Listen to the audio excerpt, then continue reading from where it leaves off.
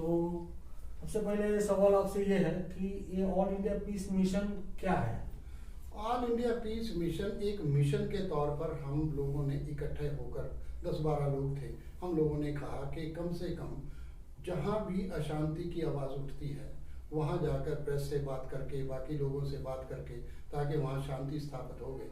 हमारे सारे ही खास तौर पर प्रांतों में हमारे एक दो रिप्रेजेंटेटिव हैं और वो काम करते हैं। ये कोई ऐसी ऑर्गेनाइजेशन नहीं है कि जो फंड इकट्ठा करती हो और सारे काम इकट्ठा करती हो। ये सब एक विचार को लेकर, इसमें मुस्लिम भी हैं, सिख भी हैं, हिंदू भी हैं, बाकी क्रिश्चियन भी हैं और बाकी लोग भी हैं। तो ये सब मिलकर एक अपनी बात कहते हैं ताकि लोगों में एक आश्वासन हो, ताकि हमारे सामने एक शांति ही है जो हमें एक रास्ता दिखा सकती है। ऑल इंडिया पीस मिशन अभी फार्मर्स जो आंदोलन चल रहा है सिंधु बॉर्डर पे, जो आंदोलन चल रहा है उसके बारे में क्या सोचते हैं? इसके पीछे का एक पृष्ठभूमि आपको समझनी पड़ेगी। 1973 में आनंदपुर साहब एक रेजोल्यूशन आया इस देश में। जब आनंदपुर साहब रेजोल्यूशन आया, क्योंकि आनंदपुर का साहब का नाम गुरु गोविंद सिंह के साथ जुड़ा था, तो जो आरएसएस का सोच थी, आरएसएस का माइंडसेट था, उन्होंने इसका डटकर विरोध किया। बल्कि इस आनंदपुर साहब रेजोल्यूशन को उन्होंने खालिस्तानी डिक्लेयर कर दिया कि ये खालिस्तानी, एक आवाज़ पैदा कर दी पूरे देश में, इस आवाज़ को उठा दिया। जबकि आनंदपुर साहब रेजोल्यूशन केवल इस आधार पर था कि फेडरल जो ढांचा है इस देश का वो डिस्टर्ब ना हो। हम जो फेडरल पोजीशन है, क्योंकि ये यूनियन ऑफ स्टेट्स है, जब यूनियन ऑफ स्टेट्स है तो इनको वो जो लिस्ट स्टेट्स की है उसके अधिकारों को नहीं हड़पना चाहिए। पर क्योंकि इस बार जो हुआ वो यही कारण था कि ये जो 3 बिल कुछ है नहीं, बिल नहीं है। बिलों को तो इसलिए बनाया गया कि केंद्र के हाथ जो स्टेट की पावर्स हैं उनको टेकअप कर लिया जाए, उनको छीन लिया जाए। और इन 3 बिलों में केवल एक लाइन रखकर उन्होंने क्या किया कि ये फूड स्टफ है, उसकी मार्केटिंग और उसका सारा, इस आधार को लेकर जो खेती कानून है, जो स्टेट का अधिकार है, वो उसको छीन लिया गया। और कोई ऐसी बात नहीं थी। पर क्योंकि ये पंजाब से उठा है, आनंदपुर साहब रेजोल्यूशन के बैकग्राउंड इस पर है, अब वो चाहते हैं कि ये जो स्टेट के अधिकार को छीना जा रहा है, पंजाब इसका हक नहीं दे सकता। ये पंजाब के स्टेट के हक हैं और हम इसके साथ खड़े हैं। मुझे ऐसा भी लगता है कि शायद कांग्रेस, क्योंकि आनंदपुर साहब के रेजोल्यूशन के पीछे अमरिंदर सिंह जो इस समय चीफ मिनिस्टर हैं, वो भी उस समय उस सिस्टम को मानते थे। मैं ये भी मानता हूँ कि अमरिंदर चाहे वो कांग्रेस में हो, वो अकाली भी रहे, केवल अमरिंदर है जिसके ऊपर सिखों का विश्वास इसलिए भी है कि ब्लू स्टार ऑपरेशन के बाद उन्होंने इमीडिएटली अपनी पार्लियामेंट्री सीट को विकेट कर दिया, छोड़ दिया। इसलिए भी सिखों में उनके प्रति और उनका सिखों के प्रति एक वो जो जोड़ है वो भी इसके पीछे। इसलिए अमरिंदर सिंह भी कहीं ना कहीं उनकी भी पृष्ठभूमि से इनकार नहीं किया। अच्छा, आप ये बोलना चाहते हैं कि ये पूरा जो आंदोलन है वो एक अलग सोच से, यानी कि आरएसएस की सोच की तरफ जा रहा है, या वो वहाँ पे लेके जाना चाहता है? मेरा ये कहना है कि जब से मोदी सरकार आई है, आप मोदी सरकार को समझिए। मोदी सरकार 2013 में मोदी जी ने एक बात कही जब वो चुनाव समिति के चेयरमैन बने। उन्होंने उस समय कहा कि मैं हिंदू हूँ और इसलिए हिंदू राष्ट्रवादी हूँ। हमें उसी समय लग गया था कि ये हिंदू राष्ट्र की तरफ ये आरएसएस इसको बढ़ाएगी, और उनके आचरण से भी हमें लगा कि शायद ये उसी रास्ते पर जाएगी। तो अगर 5 साल का टेन्योर मोदी जी का देखें तो उन्होंने वो सारे मसले उठाए जो हिंदू राष्ट्र की भावनाओं को उत्तेजित कर रहे थे। उनमें से ये मसले अब दूसरी बार जब 2019 का मोदी जी ने इलेक्शन जीता तो केवल मोदी जी के आधार पर, मोदी जी के नाम पर वोट हुआ, तो वो हिंदू सम्राट के तौर पर वो आगे आए और उन्होंने वोट कैप्चर किया। अब उनके पास बहुमत है, राज्यसभा में भी वो बहुत नज़दीक हैं। तो मेरा ये मानना है कि अब वो जो भी मसले होंगे, जो भी फैसले होंगे, आरएसएस केंद्रीकरण के विचार से प्रभावित है। वो चाहती है कि देश का केंद्रीकरण हो और सत्ता उनके हाथ में है इस समय। तो इसलिए ये रिफॉर्म बिल है, उसी का एक हमारे सामने उदाहरण मिसाल। अच्छा, आप 370 के बारे में भी वही बात करना चाहते हैं? मेरा ये कहना है कि अब 370 क्या थे? 370 में भी स्टेट का जो असेंबली का जो रेजोल्यूशन चाहिए था, उस रेजोल्यूशन की उन्होंने परवाह नहीं की, उसको असेंबली को ही तोड़ दिया। असेंबली को भंग करने के बाद गवर्नर से एक रिपोर्ट मांग ली, और गवर्नर तो representative of president of India का, वो तो केंद्र सरकार का रिप्रेजेंटेटिव है, उसने वही रिपोर्ट दी जो ये चाहते थे। इसलिए जो 370 के कारण ये जो खलबली मची है कश्मीर में, जो हालात खराब हुए, जिसके कारण चाइना आगे बढ़ गया, जिसके कारण पाकिस्तान ने इसको इंटरनेशनलाइज कर दिया, और यहाँ जो ये दबाव बनाया गया, तो मैं समझता हूँ कि 370 भी यही था कि स्टेट के अधिकारों को छीन लिया जाए, और उन्होंने छीना, सामने लेकर छीना, तो ये दर्द है, ये तकलीफ भी। अच्छा, आप पिछली बार जो आपने जो कमेंट किए थे उसके बारे में थोड़ा सा बात करते हैं। आपने कहा था आप जो पार्टी है, जो अरविंद केजरीवाल की पार्टी है, या अन्ना हजारे जी का जो आंदोलन है, उसके पीछे भी आरएसएस का रोल हो सकता है? नहीं, रोल है, मैं तो रोल हो नहीं सकता।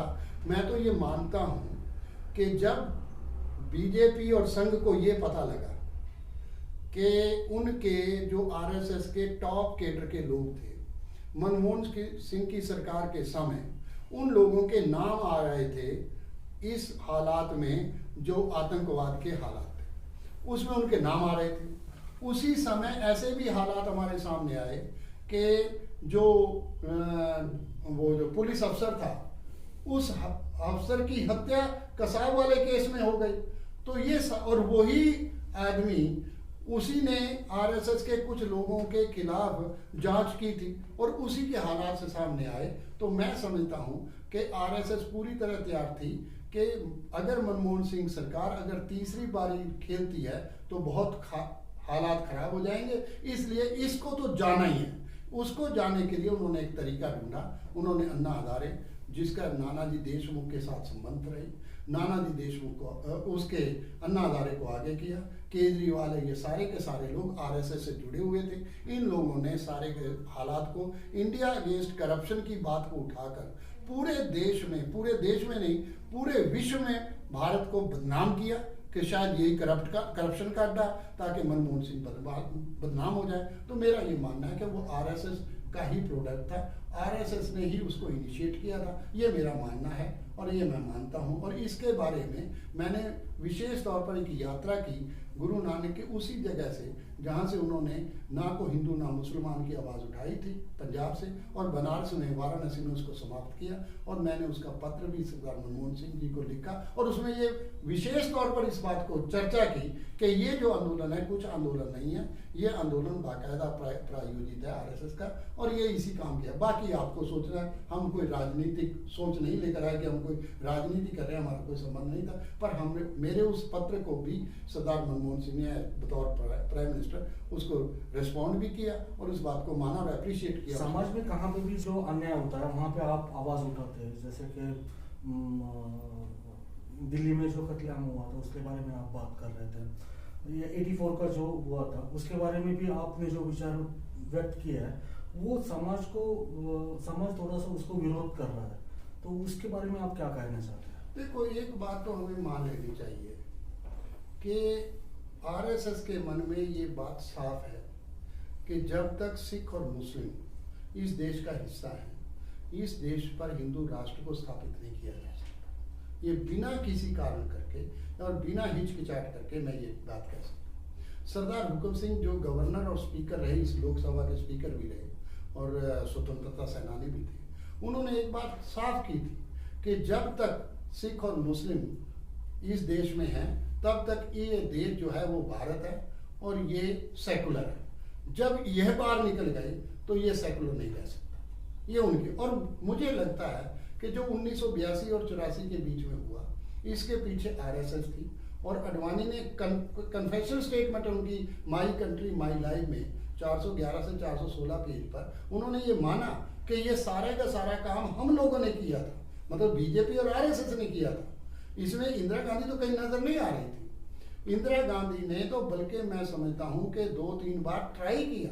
27 मई 1984 को बाकायदा तौर पर राष्ट्रपति भवन में बुलाया गया, लोगों को बुलाकर उनमें से एक रिप्रेजेंटेटिव को भेजा गया कि मैं किसी पर मुकदमे नहीं बनाऊंगी, आप लोग अरेस्ट दे दें, मैं सबको छोड़ दूंगी। वो यहाँ तक। और 2 जून 1984 को उसी इंदिरा गांधी ने ये कहा कि वायलेंस से, काउंटर वायलेंस से कभी भी शांति नहीं आ सकती। नफरत से नफरत ही पैदा होगी। नफरत से भावना जो है प्यार और आदर नहीं बन सकता। पर कुछ मिसगाइडेड हिंदूज हैं। मेरा सवाल यह है कि वो मिसगाइडेड हिंदूज कौन है?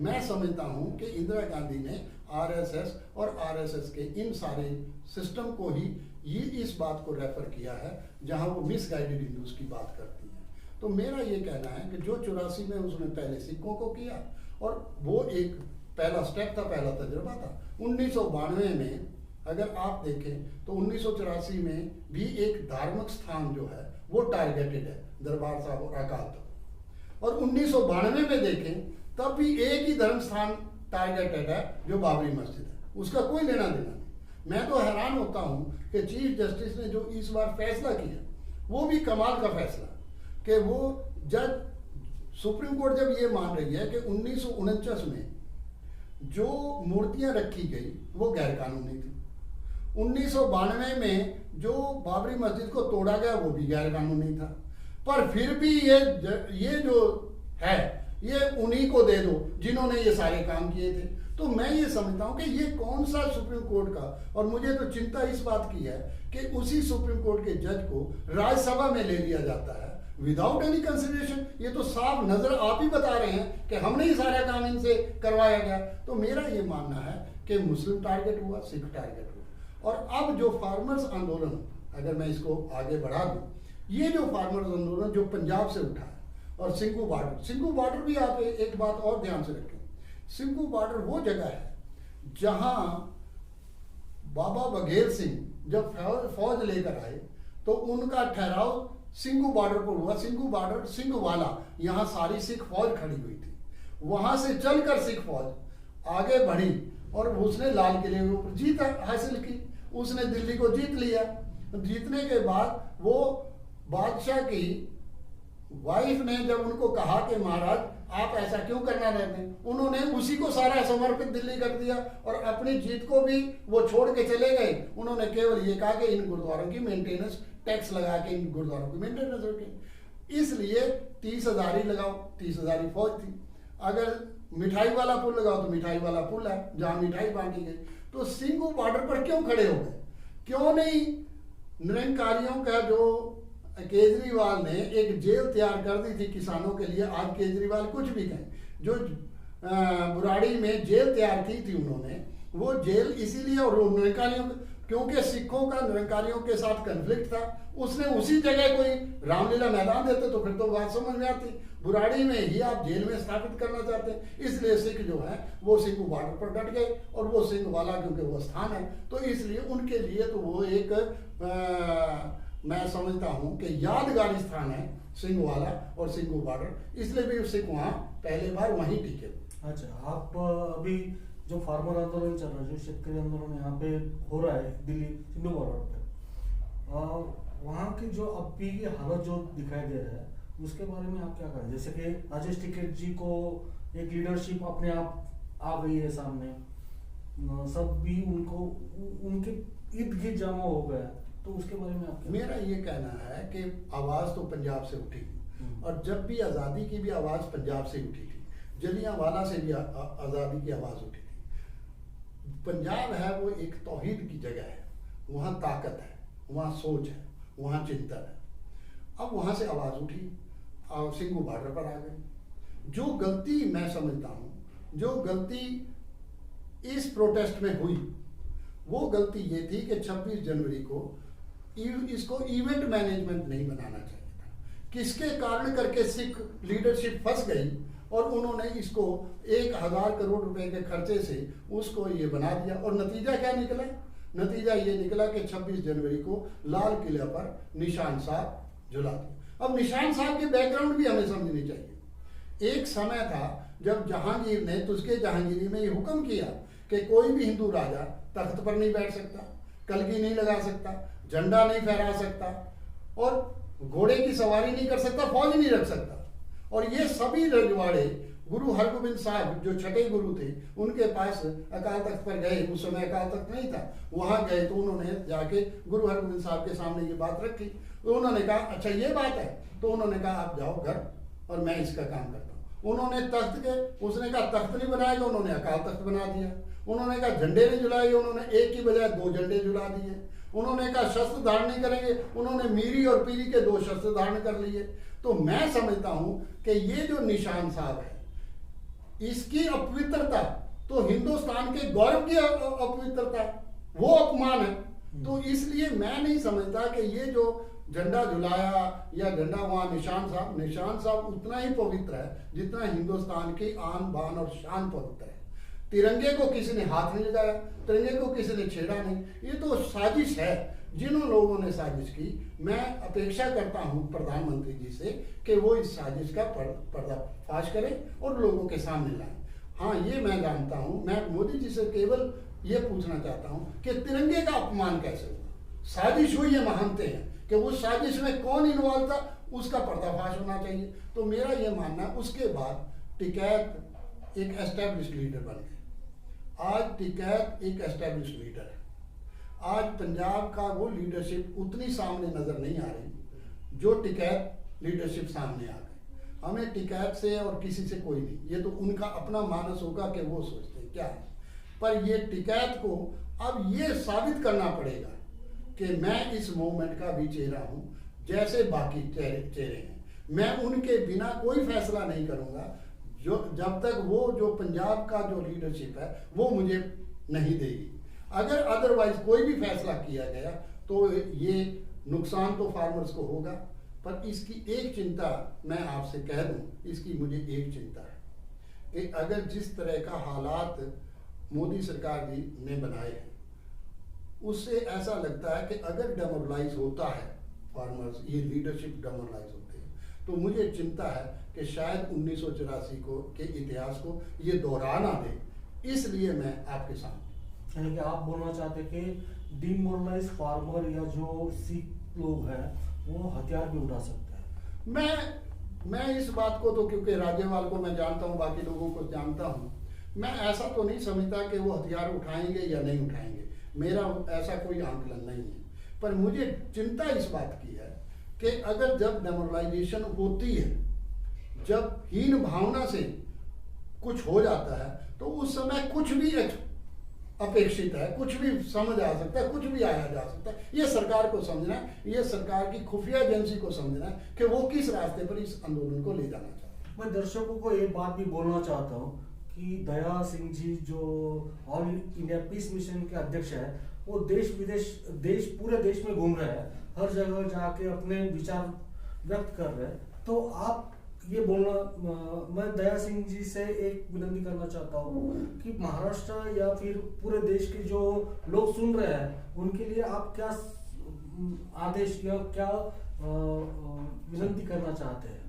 मैं 15 अप्रैल को 2021 को एक यात्रा गोदावरी से, जहाँ हजूर साहब गुरुद्वारा है, जहाँ गुरु गोविंद सिंह जी की ज्योति ज्योत समाए, मेरी अपेक्षा है कि मैं उस समय उस यात्रा को, ताकि जन जागरण कर सकूं, ये जो मैं बात आपके सामने कह रहा हूं, ताकि ये फिर से ऐसे हालात ना बने, ताकि लोग जागरूक हो जाएं, लोग समझें कि ये हमारा देश है, हम सब ने बनाया है, इसकी आज़ादी के लिए हमारी कुर्बानियां हैं, ये किसी देश एक का, किसी एक धर्म और विशेष धर्म का नहीं हो सकता, तो हम सब का। उसके लिए मैं 15 अप्रैल से एक यात्रा आरंभ करूँगा, जिस यात्रा का समापन मैं गुरु गोविंद सिंह जी की जो कर्म भूमि है आनंदपुर साहब, उस यात्रा को वहाँ समापन करूँगा। ये मैं सोच अभी मेरे चिंतन में है, जो हम अपने साथियों से बात करके इसको कैसे आगे बढ़ाया जाए, तो ये हमारा चिंतन है। तो ये है, और मैं लोगों से भी कहता हूँ, इस समय भारत को बचाने का सवाल है, इस समय भारत की संस्कृति को बचाने का सवाल है, इस समय भारत को भारतीयता में लेने का सवाल है। हिंदुत्व हो या सिखत्व हो या मुस्लिमत्व हो, इस झगड़े में ना पड़ के आओ मिलकर बैठे, मिलकर विचार करें, मिलकर आगे चलें, और मिलकर आगे चलने से ही भारत रहेगा, और हम सब भारतीय हैं और हमें भारतीय होने पर गर्व होना चाहिए। ये मेरी अपेक्षा है, और यही मेरी आप सब लोगों से अपेक्षा करता हूँ कि आओ मिलकर चलें, मिलकर बैठें, मिलकर विचार करें। गुरु नानक का एक शब्द है, होए एकत्र मिल हो मेरे भाई, दुविधा दूर करो लेव लाए। आओ मिलकर बैठें, मिलकर विचार करें, जो हमारे अंदर भ्रम भ्रांतियाँ हैं उनको हम समाप्त करें। यही इस यात्रा का सारे का सारा वो काम होगा कि इस यात्रा में हम यही बात